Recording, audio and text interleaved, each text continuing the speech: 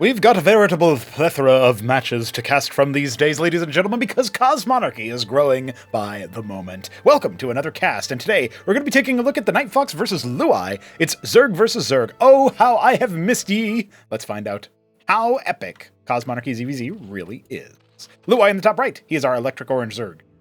And in the bottom left, we have TheNightFox as our coyote brown Zerg. This is Radium, a map by Bitty B. We will be here for all three maps of this series. Editor's note, except it's not in editing because I don't edit my videos. I just do them live, do them raw, and give them right to you. Hot off the presses, freshly cooked, even though I said raw. I'm cooking here, so it can't be raw. Anyway, enough mixing my metaphors. We have TheNightFox going for gas where looeye is not. Already an interesting diversion from what I normally see Zergs do. However, I will point out that in the final game of this best of three, if you want to call it that, the three-game series anyway that we have between TheNightFox and looeye, there will actually be a change where TheNightFox will play as Protoss. At least that is what I believe I saw in the replay submission thread. Looks like looeye is going for an 8 pool, as TheNightFox is already on the way towards Larvosk City, going for his Kagrant. And, you know, ZVZ is something of a hot-button issue among Starcraft enthusiasts. TheNightFox will get his pool down, of course. And it's just one of those things where I feel like people just don't understand how epic it is in Cosmonarchy. I'm just going to say, I think, honestly, ZVZ is a very, very cool matchup. Now, I personally think that PvP can turn into a very cool matchup, but I guess for now, the community-hated mirror is Protoss versus Protoss, where Zerg versus Zerg is actually widely regarded as very fun. So I guess we'll see how scrappy it ends up getting, but in a positive way, as opposed to, I get, maybe it's just one of those things where if it plays out across 27 years or however long Brood War has been around, then maybe, ZVZ and Cosmo will look exactly like StarCraft 1 Brood War, ZVZ. But hey, we'll just pretend that it's because I'm a really good game designer. So we do have Quasilisks coming up for looeye. It looks like he's gone for a more defensive start, and he'll probably go for a hatch here as he is banking up the mineral count. Meanwhile, TheNightFox is going for that second Larvosk pretty fast. Hasn't pulled his foot off the gas when it comes to the resources, the Vespine allocation there. Worker count relatively even for both players, and it looks like looeye will indeed be just floating that money, just banking that money. There you go, second Kagrant. Man, with this kind of build order, I definitely feel like he could have dropped a Hatrosk sooner, but his first Larvosk will be done as TheNightFox is finishing up his second, pretty much, So, the second Larvosk was about halfway complete when looeye finished his first. So, just kind of showing you the larva difference here. TheNightFox will start stretching ahead in workers, and he'll only really need to pivot into military a little bit later on. We do have 2 pairs of Quas guarding the ramp. I say 2 pairs, even though you could just say 4, because the Quasilisk is a unit that you get 2 per egg, just like the Zethricore, the Zergling equivalent in Cosmonarchy. And some people are always interested in the names. And by interested, I mean they actually absolutely hate the names. And so I invite you to consider a different perspective. I mean, would you be so against the names once they end up having entirely new graphics? Because eventually we will remodel even the Zethricore. Even the Zergling will get a remodel. And then it will truly be the Zethricore. Who am I kidding? You guys just want every unit to be called Ultralisk. The Hydra Den is on the way for looeye, so he's going to pivot into some different tech pretty early on. TheNightFox, on the other hand, is going to just go ahead and double down on his 1 base, triple Larvosk. So right now he's getting 1 larva every 14 seconds, and there's his Hydra Den as the response. I guess Fox is going to be looking to do a bust timing. I believe his Zethricore that's burrowed over here should be aware of that Hatrosk, even though it can't see it from its current vantage point. When you burrow your unit, you actually get half the vision range that you would normally have. So he just unburrows it to see it. You can see it has 5 sight range, but actually it only has, 2.5 as a result of the fact that it is burrowed. And actually, I can't remember if sight range can even be fractional, so it might actually round down to 2 or round up to 3. That's something that I probably should know as the developer of the game, but it's been so long, and we don't actually have source code access in Cosmo. We have no access to StarCraft 1's original code. We do all of our changes via reverse engineering, the old-fashioned way, the sort of elbow grease method. Kagrant on the adjacent right there to the natural Hatrosk for Mr. looeye. He is going to be slowly scaling up his static defense, and he's finally leaving the base as well. His Quasilisk's fanning out. This might be an opportunity here for TheNightFox to get a little bit more defensive with his setup. But we just heard his Hydra Den finish, because a nice little audio-visual touch here for Cosmo is that all of the structures make a little bit of a sound when they finish. Specifically, they play the ready sound, or the unit acknowledgement sound of the structure. And so when that ends up finishing up, plus the fact that they have ambient construction sound effects and whatnot, I think it's a really nice little addition. So looeye is moving across with Quaz Hydra. This is before the TheNightFox's Hydras actually scramble down the ramp, but there are no Hydras with looeye, and the Quaz count is definitely in Fox's favor. So this is not going to work out too well here for looeye. He has been beaten back almost immediately here. His Hydras are arriving, but it's far too little, far too late, so this will go in the favor of the Fox. A couple of Hydras were kind of just hanging out over here. Oh, that's another one. A little bit rusty on the control, it looks like. I've definitely seen looeye play a little bit of a better game, more dialed in the early stages. So, you know, I know he's a family man. He's got his family to look after. Maybe one of them ran in and started, you know, tapping on the keyboard for him or something. And he's like, oh, thanks for helping. I really appreciate that. I actually don't remember if they're even old enough to do that, but that's just one of those things, you know. He's going to be pivoting into a massive number of Hydras. I actually don't think that we're going to see the TheNightFox be able to bust him in this current position. That Circuit, a second one, is on the way. I would love if it was positioned like one tile down or even two, just to kind of help with potential run-ins from some of these units that Fox has. You know, if he had just kind of sharked to the side, he has no way of knowing this immediately, but he could actually just end up bisecting looeye's base, and then suddenly we're going to game 2 relatively quickly. That being said, these Quaz are indeed going to be run down.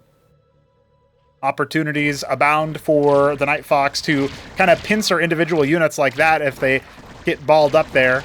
The Hydra count is higher for Fox, plus he's got Quaz for chaff, but looeye's been very, very snappy with them. The Hydralisk in Cosmonarchy is a very responsive unit, compared to even Starcraft 1 Hydras with the speed upgrade, and probably, I would say, definitely compared to the Starcraft 2 Hydralisk, although I know they have some kind of weird hive upgrade. Interesting that they're on a move command, by the way. They did not attack move that Zephyr Core. Yeah, they're very, very responsive. They attack very snappily. They move very quickly.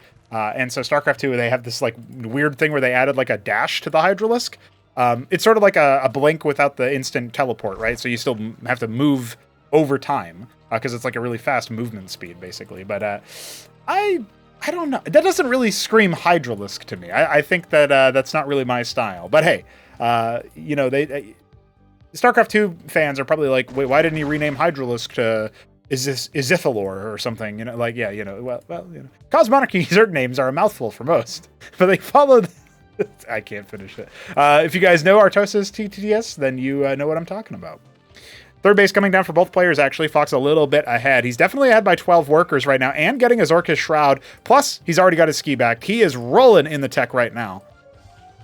You'll notice he's actually capped the gas in his main and natural, the Ridge to be specific. Whereas that is not something that looeye has done. He's actually only mining from his natural geyser from one gas worker. So that's definitely a bit of a misplay there.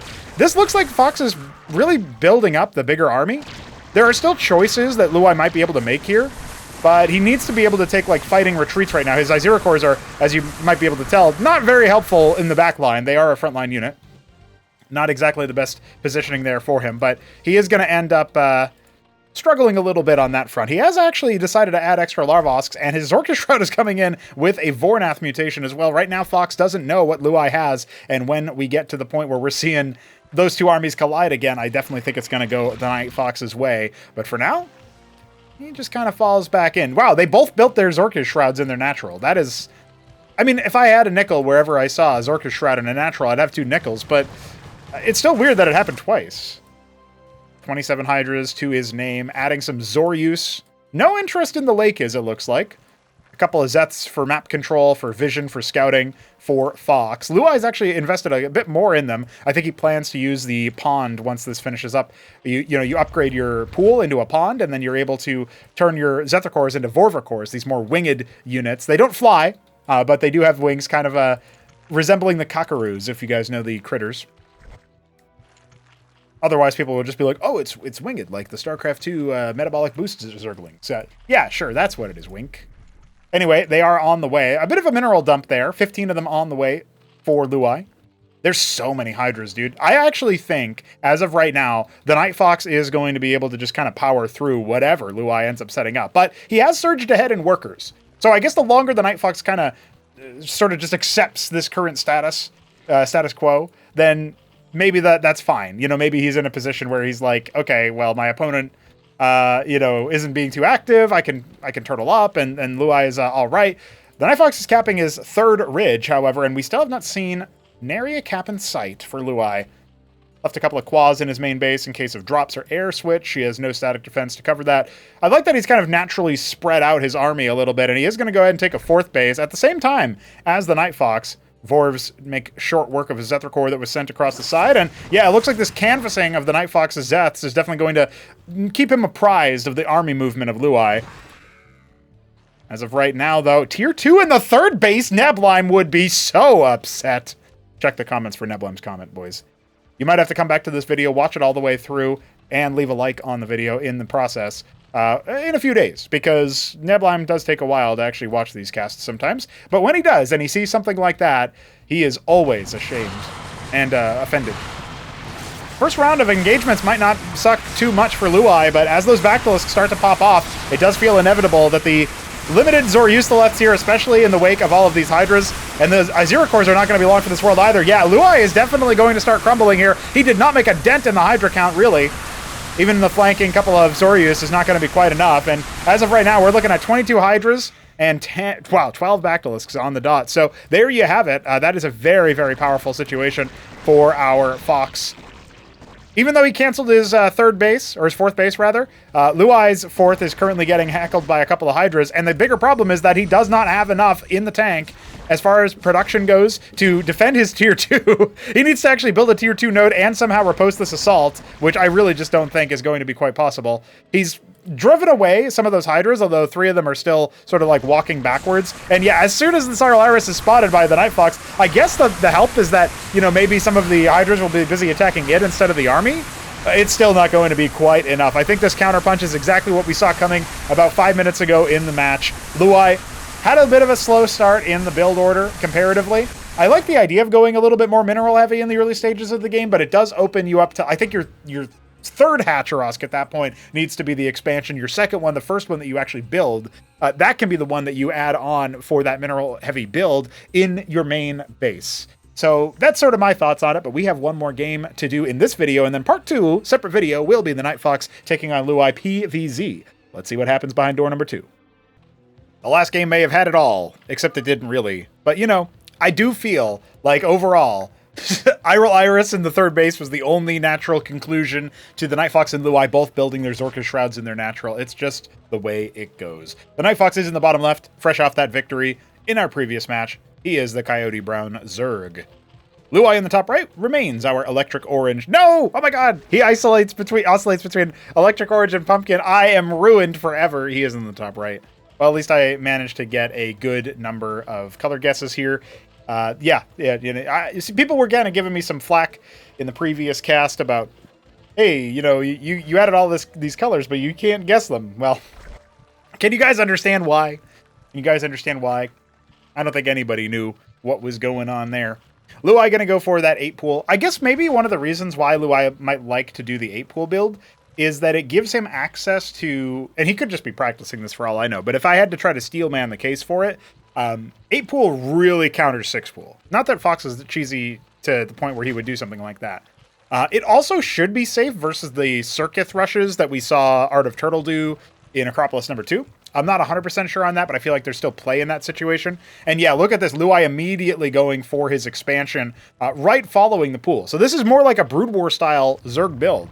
And, you know, you go 8-pool and then you straight up go straight. I think it's like a 9-hatch or something. Yeah, it's pretty similar to, you know, Starcraft 1 timings in some ways. I think it's probably like, is it closer to like 7? I can't remember the build orders off the top of my head in Zerg. But that's one of those things where it kind of makes you think, you know, you're not in terms of parity of the like general larva growth. You are going to be behind probably 1 larva cycle on 1 production structure, because your Hatcherosk will take a little bit more time to make. And, well, maybe it's closer to 2 larvae that he's going to be missing out on, actually. I guess it really depends on, because he doesn't have his, he's not harvesting from his ridge, and he's floating a little bit extra minerals. So he definitely needs to drop a Larvosk very soon. I think with a little bit of refinement and tightening on the numbers, you could probably get that down to like 1.5 to 2 late larvae. But you should have Defender's Advantage in ZVZ in Cosmonarchy to a greater degree than you did in StarCraft 1. So I still think that should still be playable, right? It comes down to when do you decide to add a couple of extra Droleths, or when do you go for something a little bit different. Now, as of right now, The TheNightFox is going to hold his ramp with a couple of Quas. He's actually adding more because he scouted so many with his Zeths. This is a really good opportunity for looeye to just say, okay, I'm going to hang back, maybe send a couple towards your natural, just scout your ramp to see how many you got, and then otherwise I'm going to remain a little bit on the passive side because I've already forced you to not just make straight workers, right? Quas are the same mineral cost as a Drolith, the drone equivalent. So when you get 2 of them, you could have had a worker. Looeye going to go for the Hydra then follow up. He does run up and just kind of checks the amount of Quas, and then he gives up the Ghost immediately. Starting to harvest some workers, some resources rather, with workers. Hydra then on the way. Yeah, I think with the 3rd Larvosk on the way, and okay, I thought that was going to be a 4th. It's actually a Hydra then. The 3rd Larvosk on the way, Fox should have the better list of production. It depends on how soon looeye can actually get up to saturation on his extra base. Because something else that's a little bit different about Eco here, and besides the fact that looeye isn't harvesting from the more efficient patches, which he definitely should be, is one of the things you got to watch out for, right? Is the fact that when you're harvesting minerals in Cosmonarchy, 2 workers on 1 node is usually perfectly, like, both workers are 100% efficient. So this is a really nitty-gritty detail of the way that this economic system works, I guess. But overall, it's one of those things where once you understand it on an intrinsic level, or you know that I could have 2 workers with no penalty, it's not like Starcraft 1 where a second worker is going to be a wide range of less efficient compared to everything else. It looks like the Zethar Corps is going to be taking a look at this situation. He's not going to get anything done. Looeye only now noticed that it was over there, and he's like, oh, wait a second, what?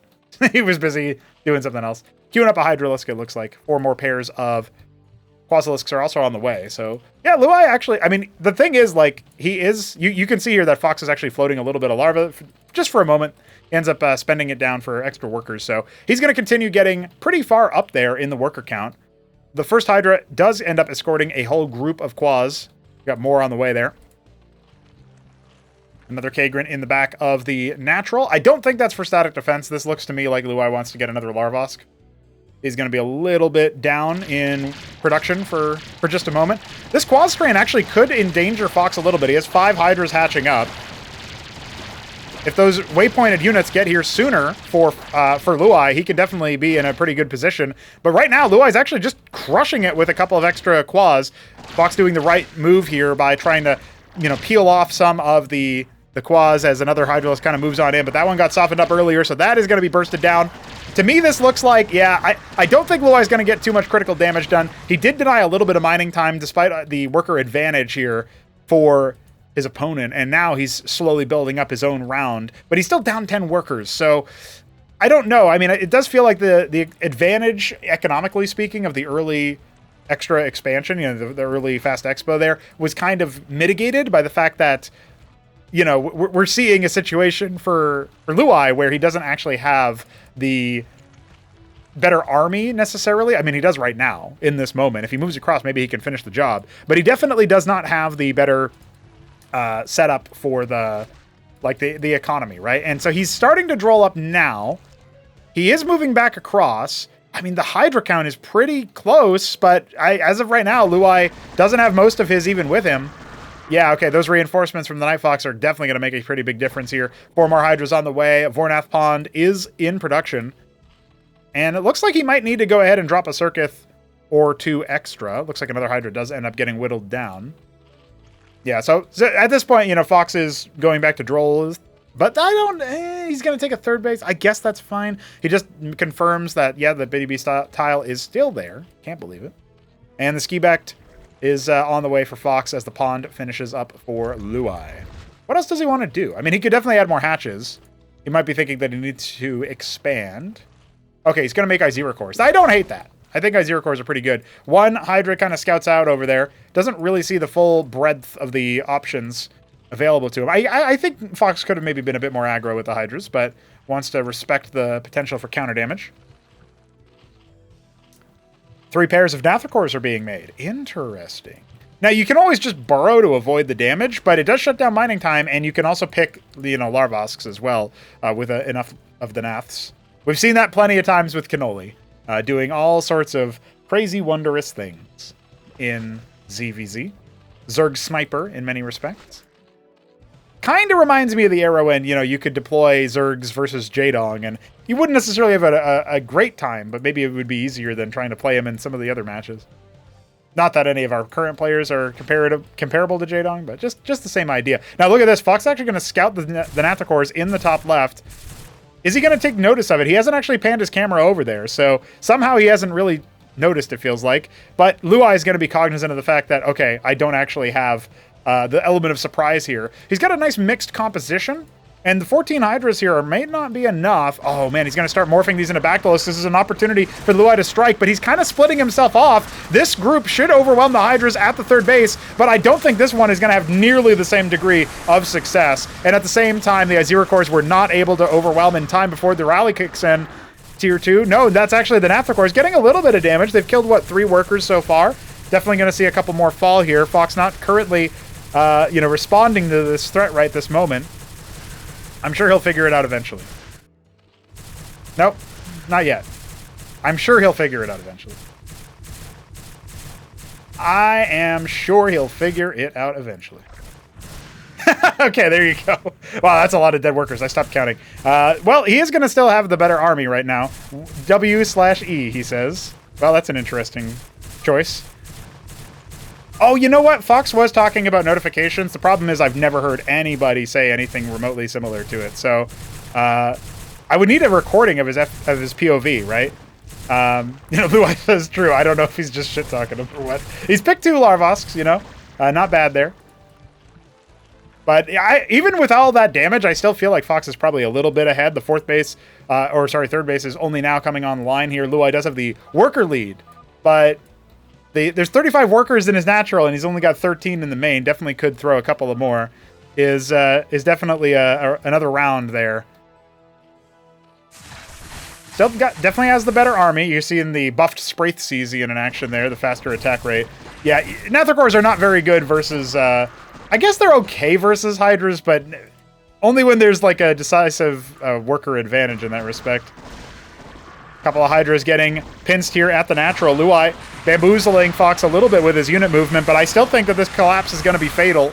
He's making 12 more Hydras back at home, but he's not going to be able to leave with any of these. Good body blocks there. Yep, they all end up going down. Suddenly, there's really no military in the tank for Looeye. 21 Hydras for a brief moment were queued up. That's just because he added a couple more to the list. And yeah, his worker allocation could be better. He could definitely have more money in the bank and thus more production structures in theory. Spraithseasy definitely going to be more than enough combined with these Hydras to stop that Larvosk from going down. Meanwhile, the attack to end all attacks, the Hydra Wars, are continuing between our 2 players here. We started with Quasi Wars, now it's Hydra Wars. Can you believe it? You know, actually, I feel like looeye might be able to push this back a little bit, but no, as they get kind of on top of them with the Zorius, you saw everything just kind of collapse there. The Ensnare making a humongous difference there, as GG is called. All of Fox's salt for nothing. He doesn't even lose the game. How unceremonious for him, then.